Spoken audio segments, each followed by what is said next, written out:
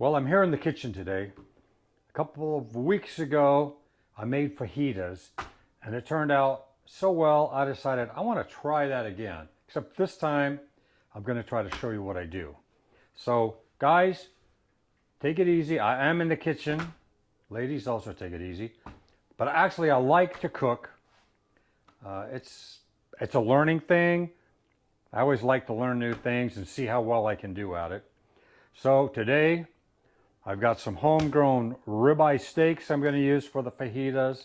It's not summer, so I had to rely on produce from the local grocery store. But before I take a break and cut everything up, I want to share with you one trick that I learned with onions not too long ago. I used to hate the idea of cutting onions up to cook something. But when I learned this technique, it takes me longer to get the dry skin off the onion than it does to get it ready to cook. So I leave whatever end that is. I leave this end on, I guess that's the bottom, the root end. I cut the top end off just to clean it up.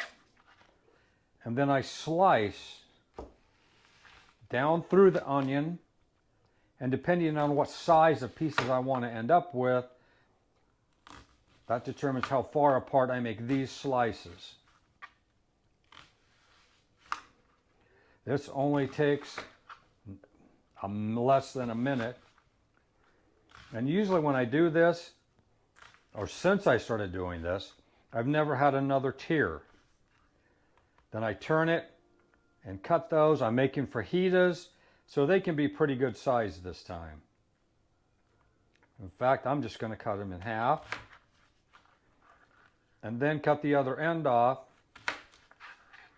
And there it is. Onions are ready to cook for the fajitas. Hang on, I'll be back in just a minute when I have everything prepared. Okay, welcome back. I've got the veggies and the meat sliced up, ready to go. I've got a few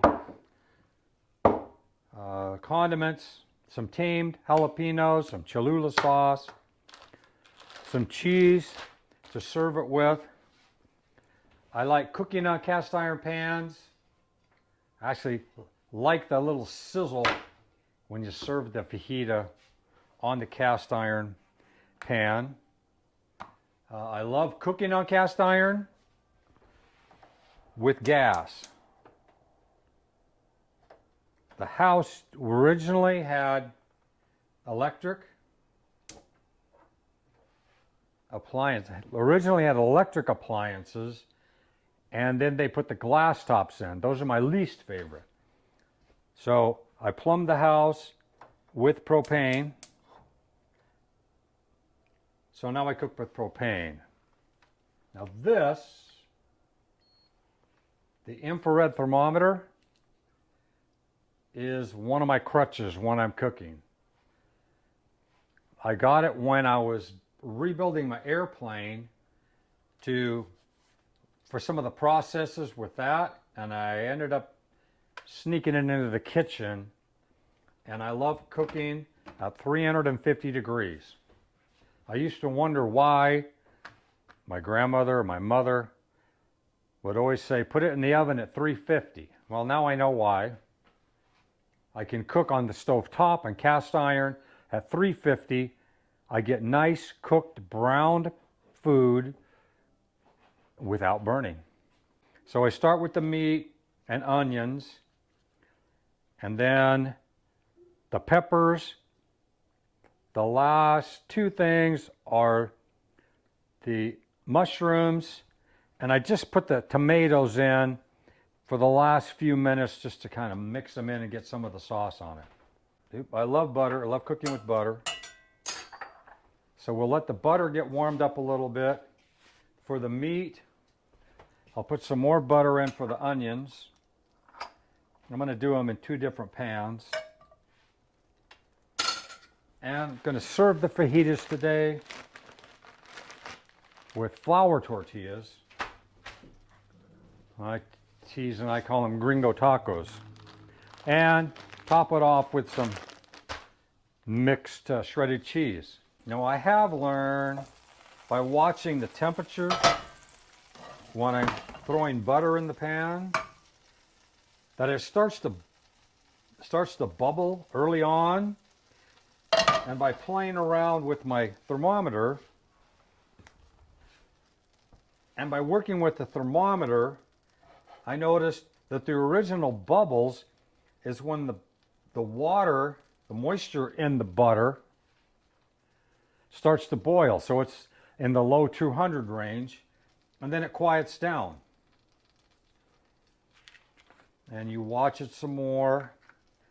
And if you get too hot, then that's when you'll see it start to turn brown. You're starting to burn the butter. So I'm going to start with some garlic salt. Add the meat. We're at 320 now. So we'll start the meat. And we'll start the onions.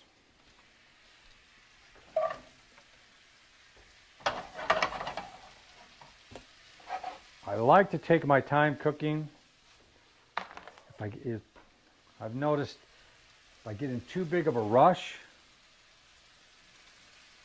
and get sidetracked for a minute, that's when I end up with burning things. And that's something I don't like. I am going to put a lid on these veggies to help them cook through faster. When everything else gets close, I'll start warming the tortillas. I cannot stand to eat tortillas straight out of the package. I like to warm them and if possible get them to fluff. Then they're nice, and even a little bit of toasted on the sides is great.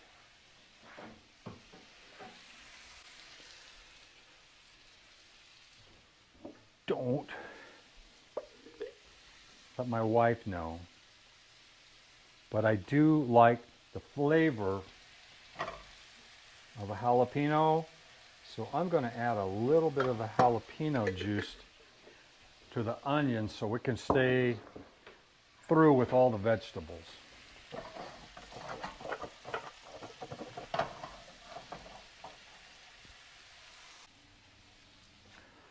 I'm going to go ahead and start early and add the fajita mix in while it's cooking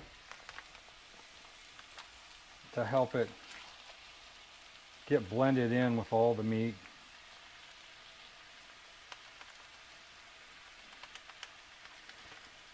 Last time when I was finished, I do like a Cholula sauce or tapatio when I'm making burritos and tacos.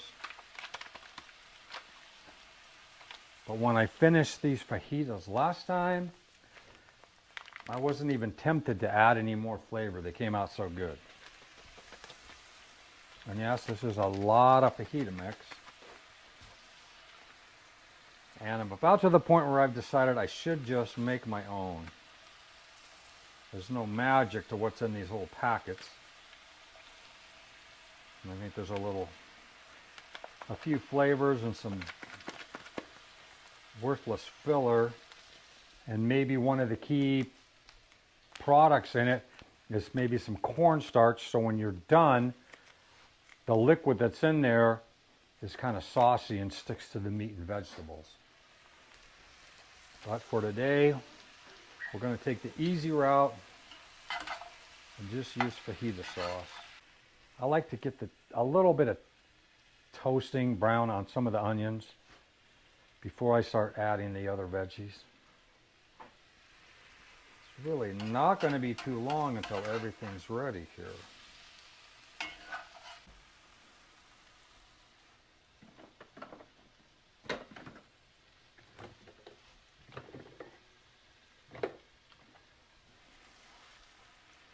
I found it.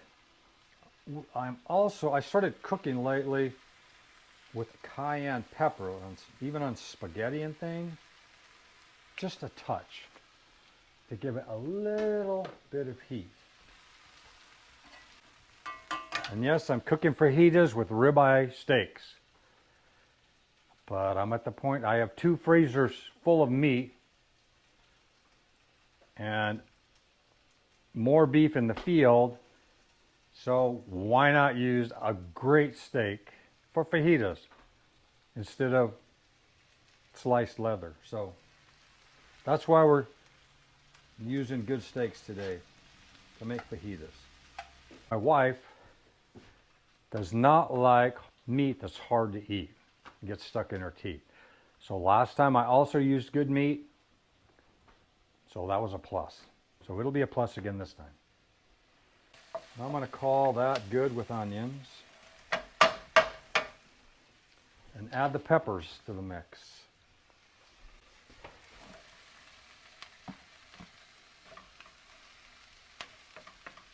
To get them softened up. I'm going to also put the lid back on it so it captures some of the heat and softens the one on top. Okay, that's good for now for the meat. I'm going to turn that burner off. No, the wrong one. Turn that burner off under the meat.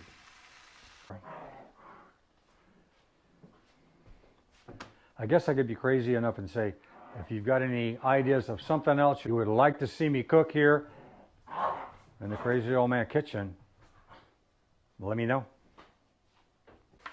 Let's stir the veggies. Get those peppers to the bottom for sure. Give them their chance. Okay, that looks good. Let's go.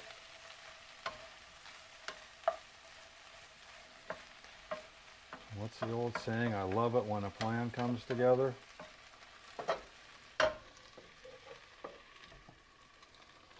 Looks like everything's going good so far.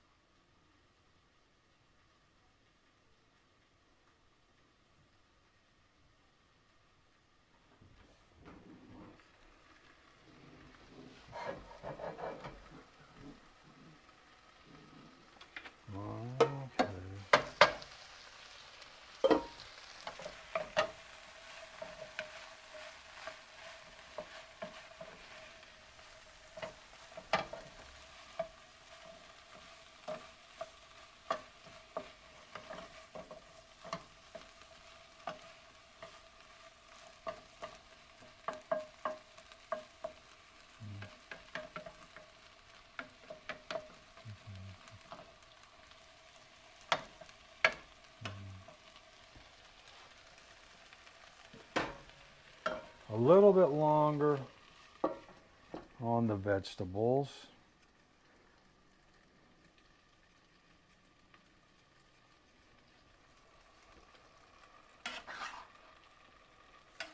And I'll add the meat and the juice.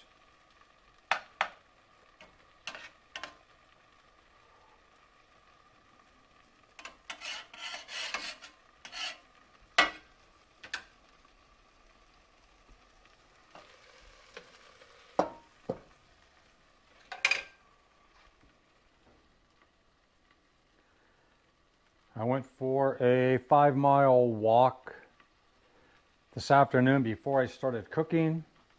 I'm getting ready to go for a hike, and I need to get in shape.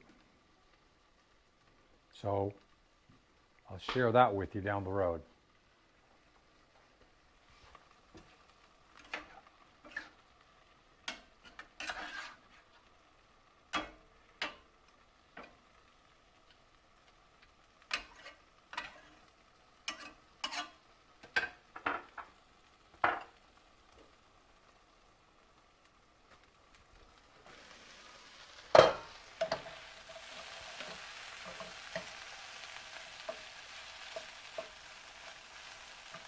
Okay, that looks good.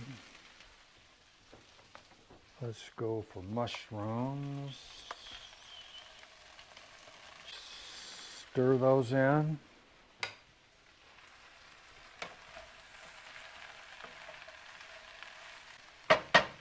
With those in, I'll add the meat.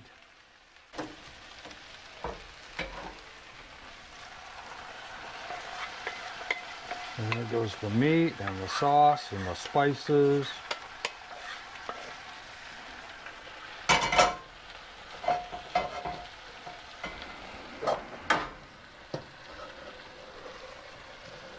Things are getting close.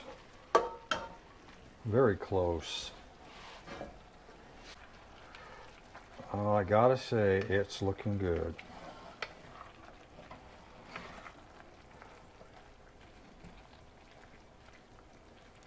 Okay, we'll let that get it turned down low. Add the tomatoes. Wow. I got a load in that pan. I'm gonna move the tomatoes, blend them in. Oh, great colors.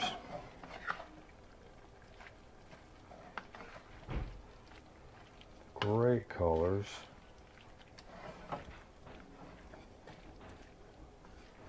Wow.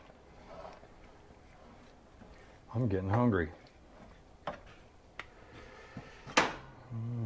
Catch some more of that heat. I'm going to check the temperature. Okay, they're warming up, that's for sure. All three of them, and then the top two.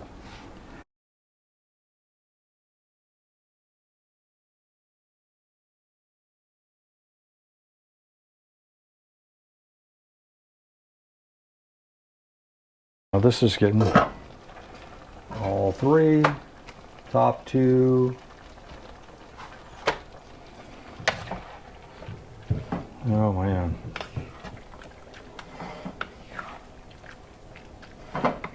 Either it looks good or I'm hungry or both. Oh, perfect. Perfect.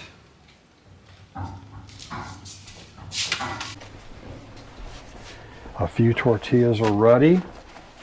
Perfectly done.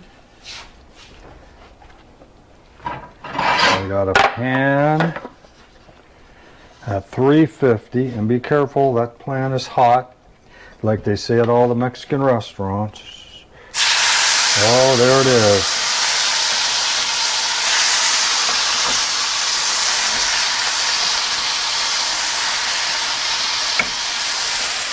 How does that look? Ooh, that's good stuff. You guys want some? Come on over. Oh, I call this success. Hey, come on back. You're always welcome here. I'm gonna dive in. See you later.